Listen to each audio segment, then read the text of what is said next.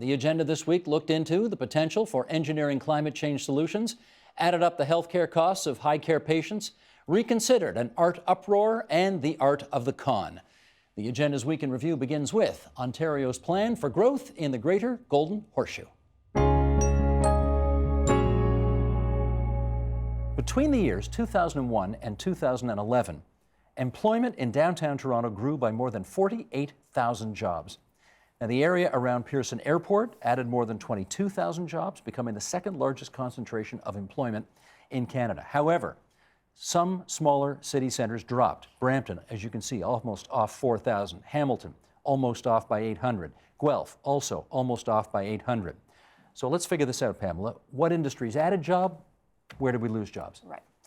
So what's driving this change is that the GGH, Greater Golden Horseshoe economy, is really in the middle of an ongoing economic restructuring and a transition, a long-term transition to a knowledge-intensive economy. And so the kinds of things that are growing are those knowledge-intensive activities and sectors. So when you look at it in terms of employment, it's things like computer programmers, scientists, engineers, technicians, teachers, those skilled and high-skilled kinds of activities. And what's not growing, and in fact in many cases where there's been job loss, is in the more routine kinds of activities. And that's across all sectors, although mainly focused in manufacturing. Is cars, building cars, is that considered routine-oriented?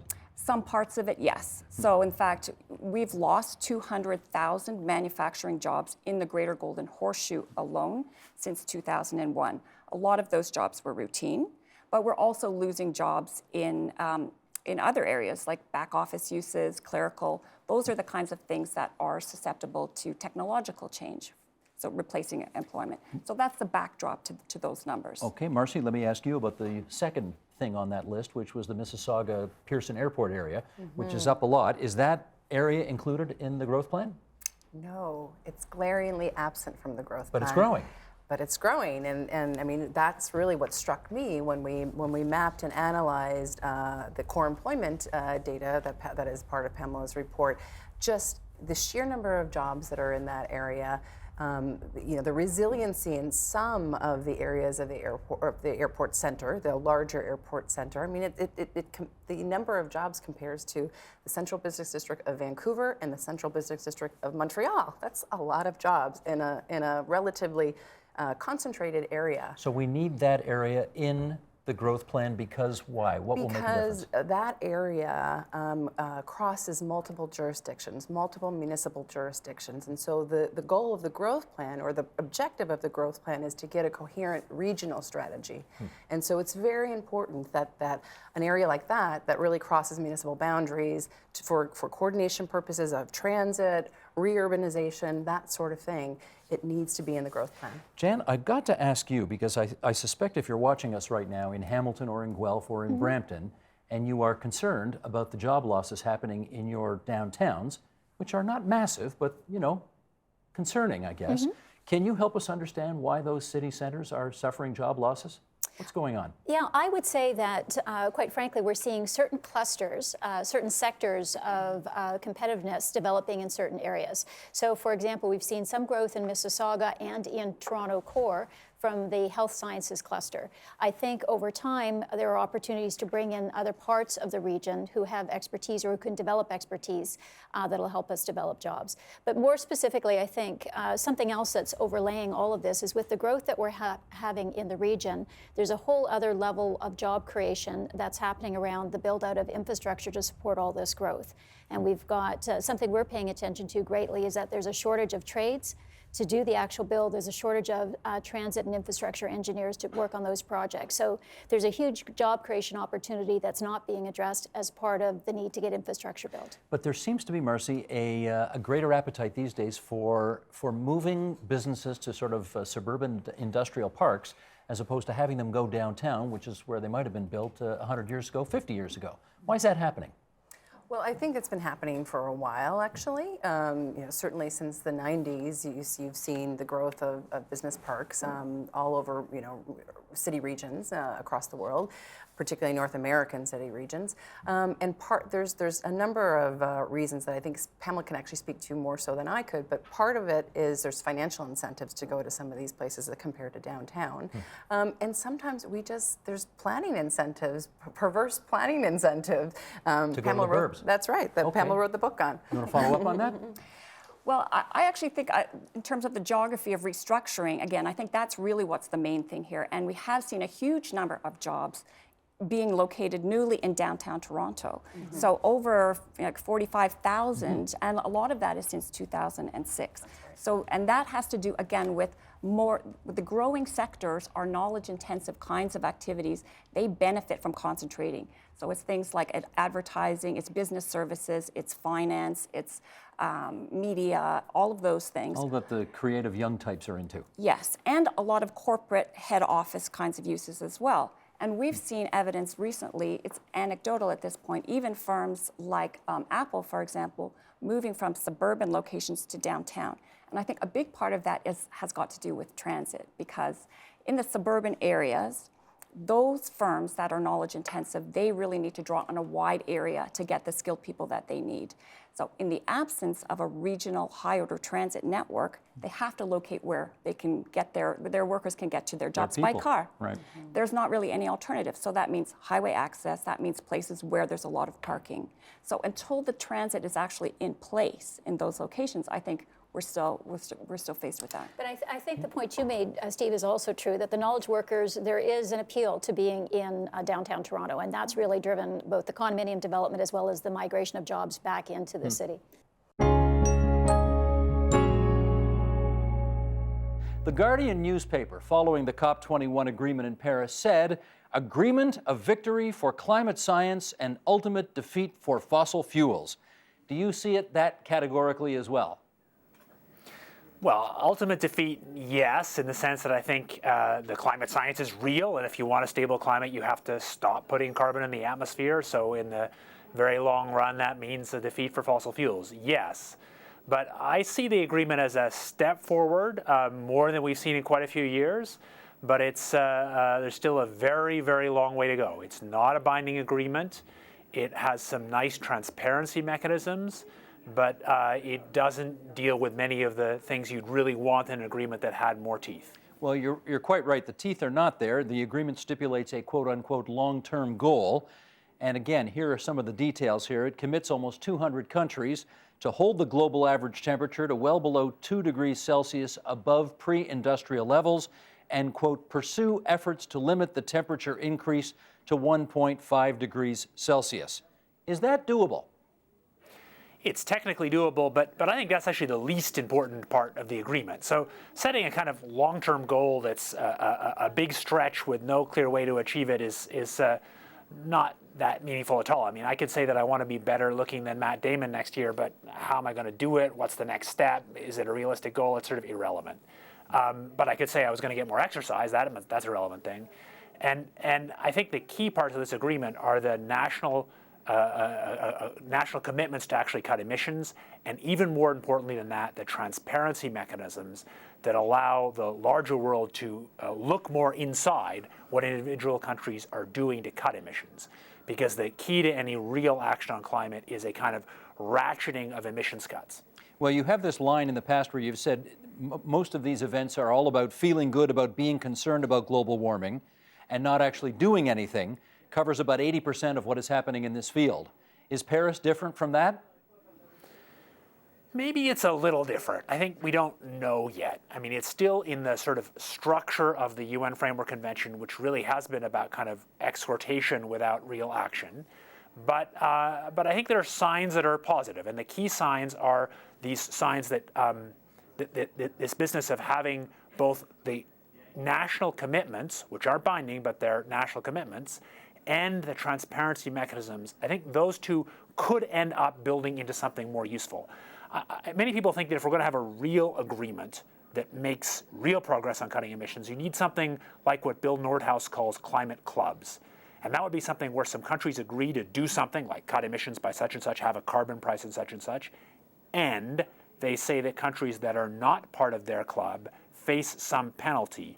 And the only real plausible penalty in my mind is something like import duties. I mean, the fact is we don't have a global sovereign, so agreeing to do something without any global sovereign to enforce it is kind of irrelevant. The way real things with force work, like the global trade agreements, are when you have some deal where when you're in the club you get some benefits, like you don't have to pay these duties. Do you know if that was under consideration in Paris? Lots of talk about it by thoughtful people, but there was sort of an agreement beforehand. Paris was kind of pre-wired that Paris wouldn't try and go that far. But the transparency mechanisms allow small groups of countries. So Paris is still under this UN Framework Convention, which inherently is about unanimous agreement among all these countries. And the answer is unanimous agreement means no agreement to do anything interesting. But smaller groups of countries, US and China and some European countries, could now, building on the mechanisms that are here, do more and do something that might approach one of these climate clubs where they say, we will do X, some kind of carbon price, we will evaluate on some interannual basis, and we will put up tariff walls that says if you're not in it, you have to pay this tariff if you're trading into the club that does have it. You know, of course, the skeptical environmentalist Bjorn Lomborg has said that this Paris Agreement will solve about 1% of the global warming problem. That's his view. Is he right or wrong? Too simplistic. So I think what he's saying, he does the numbers right. What he's saying is if people just did their contribution agreements and then went back to business as usual, it would do very, very little, which is true. But in fact, that kind of forgets both political and technological inertia.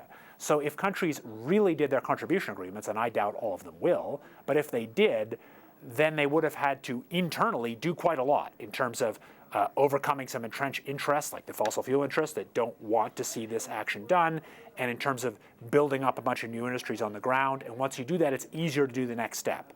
So I think Bjorn is right in a narrow sense, but and he's right in, I think, the bigger sense that this agreement is not all it's cracked up to be. But I think the way he says that is kind of academically right, but not really right. Well, James Hansen goes even further. This is the so-called father of climate change awareness, who said, quote, "It's just worthless words. There is no action, just promises. As long as fossil fuels appear to be the cheapest fuels out there, they will continue to be burned." You think he's right about that? I mean, that's certainly true at a global level, but obviously some individual countries, quite a few big ones, do have some, much less than I want or Jim Hansen wants, but do begin to have some real policies that put a price on using the atmosphere as a free waste dump for carbon. So there are places where we actually are beginning to have carbon prices of different kinds. So Jim is right that that's what we need, but there's really no entity to enforce a global carbon price. So it's kind of great, if Jim's implying it would be great to have a global carbon price, well, yeah, it'd be great to have all sorts of things, but there's no global sovereign to impose such a thing.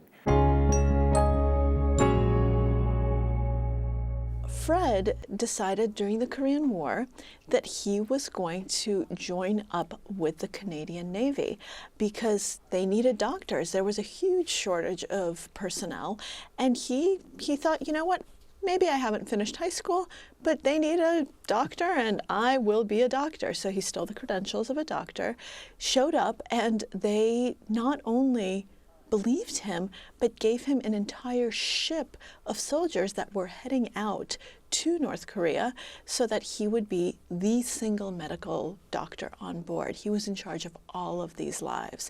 So off Fred goes on aboard this ship, and lo and behold, people actually get hurt because we're in the middle of the Korean War. People get hurt. And what does he do? He starts cutting them open. So he actually does these surgeries. And as far as we know, he doesn't kill anyone. He pulls it off. Now, he does it, I think, in a few ways. First, he is very intelligent. He has a very good memory, and he has a medical textbook aboard with him. And he also, prior to departing, conned another doctor to create a guide for the troops, he says, so that just in case when they're in battle and when no one is available, no real qualified doctor, they would know some tips about how to behave, what to do, some just kind of best practices. And obviously this was never for the troops, this was for Fred himself. But he used that in conjunction with the medical textbook and with lots of antibiotics to perform surgeries. And as far as we know, nobody died. I say as far as we know, because he operated on Koreans who were then taken off the ship, so perhaps they died later. But the Canadian Navy was very impressed because here's this guy, he operates on Koreans, he doesn't have to, they all survive. And so these dispatches start covering Canada about this heroic doctor. And the real doctor, Dr. Sear, sees this and says, hey guys, I'm not in North Korea. And so Damara is caught out and he must return. And the shocking thing is that the Canadian Navy does not press charges. It is so incredibly just embarrassed, upset. I guess.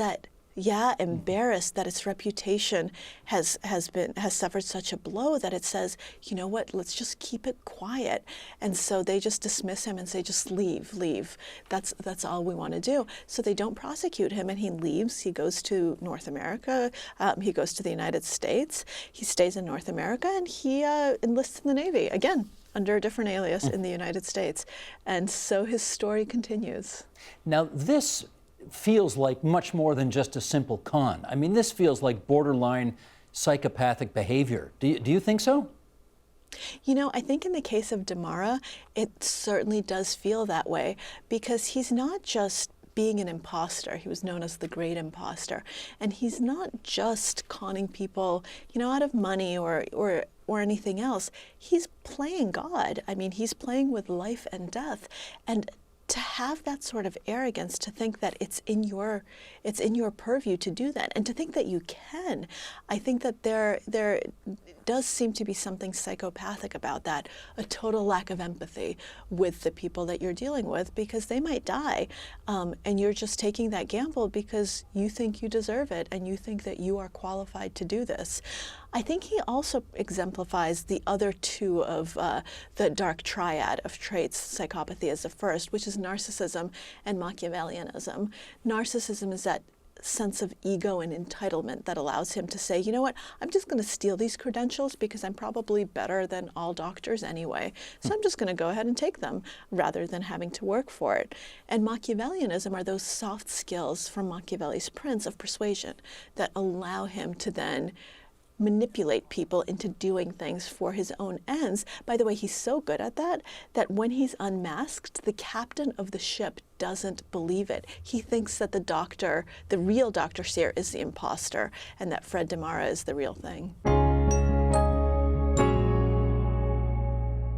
25 years ago, Canada erupted in a debate about art. Politicians postured in the House of Commons, media frothed, and some outraged citizens even painted mock replicas of the work in question. It was all over Barnett Newman's Voice of Fire. Do you remember it? Was it great art? Was it a waste of taxpayers' money? Mark Mayer is the director of the National Gallery of Canada, and he's here to explain why Voice of Fire is still worth the Sturm und Drang that it had 25 years ago. Great to see you again. Thanks. I'm very happy to be here. Well, let us recall, for those who don't remember it, the tone of the debate 25 years ago. And we're going to start by reading a letter to the Ottawa Citizen from somebody named Sheila Herman. Here we go. Sheila writes, I think that Shirley Thompson, director of the National Gallery, should be hanging her head in shame. To think that she and her staff recently paid $1.8 million of our money for an abstract painting. First, I fail to see any beauty in a piece of canvas 18 feet high and 8 feet wide, consisting of 3 stripes.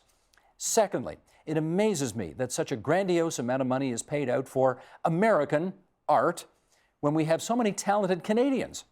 Last but not least, in the age of higher federal and provincial taxes and general belt tightening, why couldn't this $1.8 million be put towards reducing the national debt? Where is the logic? Okay. Let's start to unpack this and discuss. And let's start with the Philistine question. You paid $1.8 million for it back in the day. What do you think it's worth today? Well, we don't like talking about the value of art, but my best guess when people ask me that is about $40 million, given what I know about his market. But a recent Sorry, article. did you say 40? Yes, $40 million. A recent article in the Ottawa Citizen, I think, brought that number more realistically up to $80 million. So somewhere between those two numbers, it's an extremely valuable So painting. if you were just being a crass investor, we done okay with this. Brilliant investment. How would you answer Sheila's final question, though, which is where is the logic behind the purchase of this painting? Well, we have a National Gallery, and we want a National Gallery, and we can't just sort of cherry pick where we don't think our money should be going because we prefer this problem to solve. We're trying to solve all our problems, and we're trying to have a whole country.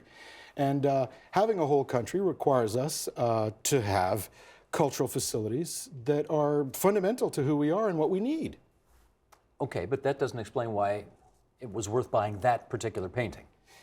That painting was shown in Canada at the U.S. Pavilion. It had this great Canadian provenance. It was how the Americans wanted to represent themselves to the world in 1967, and they brought it to Canada. So that was the one connection.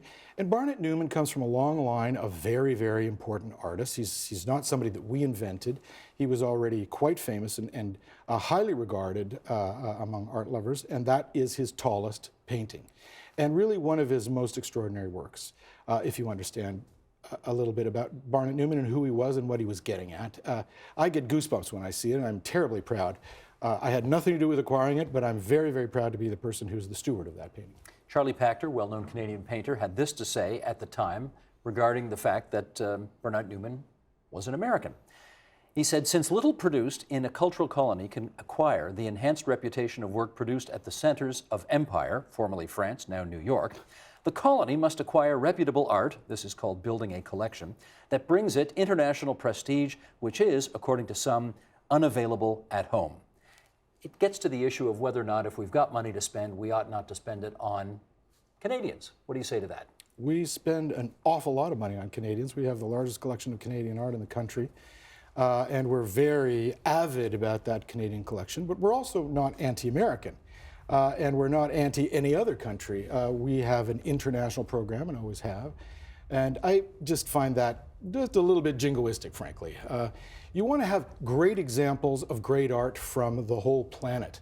And that's for Canadian artists as well as for Canadians, for them to see what their art looks like in the context of what's considered great outside of Canada. That's extremely useful, and it raises the bar for Canadians at home. As you say, you continue to buy American art at the National Gallery. You have other Barnett Newman paintings, in fact. Yellow Edge is another one. It was, I gather, gifted as opposed to purchased. Had it been purchased, do you think we would be undergoing a similar debate over the advisability of doing that? Well, Shirley Thompson, who is one of the most courageous people I've ever met, didn't buy that picture, but she bought a Mark Rothko, and that's a blurry blob, if you want to call the other one a stripe. And the controversy started up all over again. Well, that was also 1.8 million, wasn't it? That was actually more. It was 2 point something is what she paid for that one. And it looked like the controversy was going to start all over again, and people just sort of, I think, got tired out.